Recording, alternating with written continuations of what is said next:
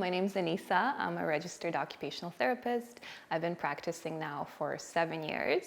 As an occupational therapist, I think we're kind of unique because we look at a human being, we look at our patient, a human being, in a holistic sense. So we look, yes, how's your body working, but also how is your mental health? How are your emotions? How are your cognitions? How are you thinking? And also we know that people don't live on their own. So we'll look at your family, we'll look at your friends, we'll look at your community. You know, are you socializing? Are you going to the community center? Are you working? And that makes the person complete. And we look at all those aspects. And as an OT, I get to play as well, right? So I can look into trauma in the body. So we can look into movement, we can look into breath. I get to play, we can do some artistic expression if we want to do some art. I took a course, we could do some art to express yourself. It can be more structured, so cognitive behavioral therapy, you know, journals and thought records and things like that. Or I could take people for a walk.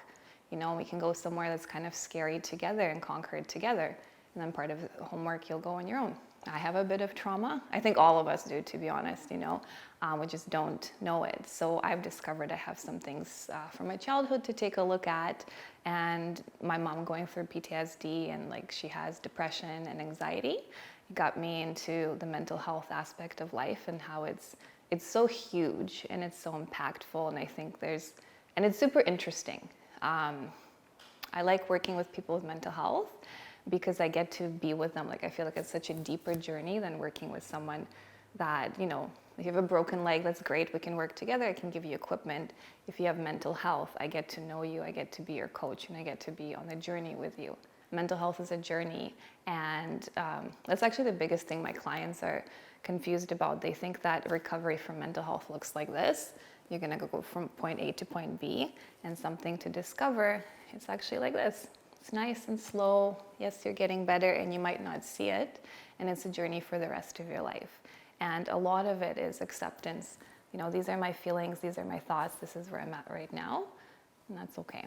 The biggest thing is to know what's going on. When you don't know what's going on, you can't do anything about it. So if you're, you know, always referred to, if you're a fish in an aquarium, you don't know that you're in an aquarium. So the first thing is you want to start recognizing it. So you want to take yourself out of the bowl, or with the help of somebody, take yourself out of the bowl and take a look and analyze what's going on.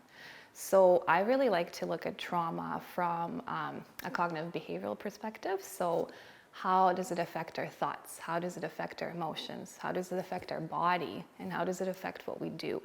So we're gonna start recognizing certain things that happen to you when you have experienced trauma and post-traumatic stress disorder. I noticed that working with people, even if it's physical injuries, we cannot neglect mental health. It's as an OT, I look for quote unquote barriers to function, barriers to doing the things you love to do. And like, we can't neglect mental health as a barrier. And that's another thing got me super excited. It's like, I can't be a part of your journey of healing if we don't address your emotional state. And as an OT, I have access to a lot of tools. So if I'm suspecting like, I'm suspecting a bit of anxiety, or like, there's some trauma symptoms, I can screen people. I don't have the authority to diagnose people, but I can recommend that a doctor does diagnose.